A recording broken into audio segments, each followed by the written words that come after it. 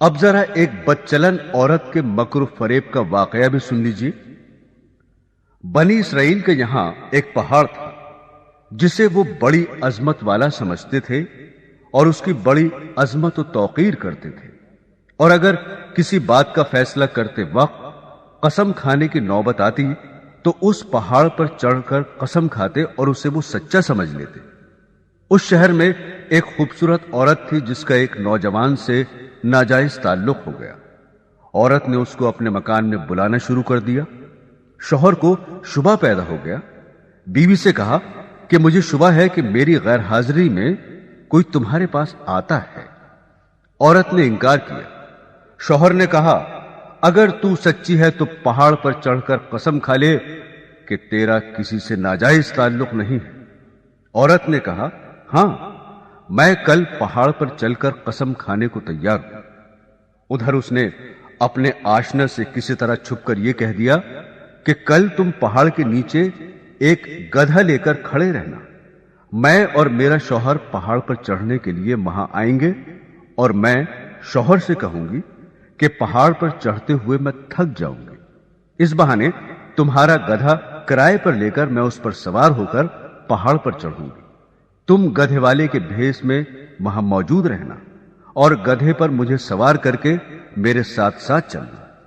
چنانچہ جب دوسرے روز میاں بیوی پہاڑ پر چڑھنے کے لیے گھر سے نکلے اور چلتے چلتے پہاڑ کے پاس پہنچے تو وہاں اس کا آشنا گدھے والے کے بھیس میں گدھا لیے کھڑا ہوا تھا۔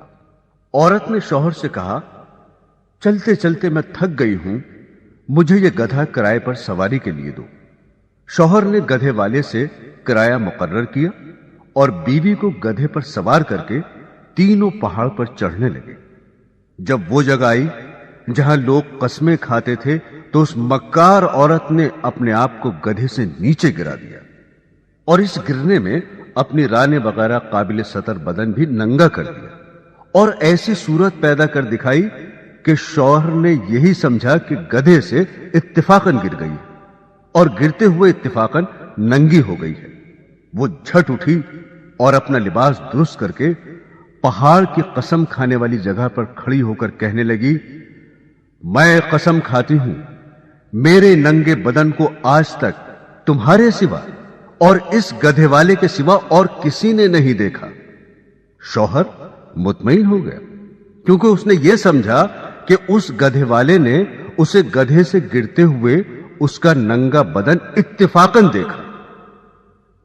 تو دیکھا آپ نے، عورت جب مکر و فریب پر آ جائے تو ایسی چالاکیاں دکھا کر شوہر کو بے وقوف بنا دیتی ہے، لیکن یہ پتہ نہیں کہ آج یہ گناہ کسی مکر و فریب سے چھپا بھی لیا اور کسی کو پتہ بھی نہ چلا تو کل قیامت میں یہ بات نہیں چھپے گی، اس لیے کہ اللہ کو سب کچھ معلوم ہے۔ اللہ سے کوئی کام چھپا ہوا نہیں، دنیا والوں سے چھپ سکتا ہے لیکن اللہ تعالی سے نہیں چھپ سکتا، اور اللہ کے نبی صلی اللہ علیہ وسلم نے اس کا عذاب بتا دیا کہ ایسی عورت سینے کے بل جہنم کے اندر جلے گی۔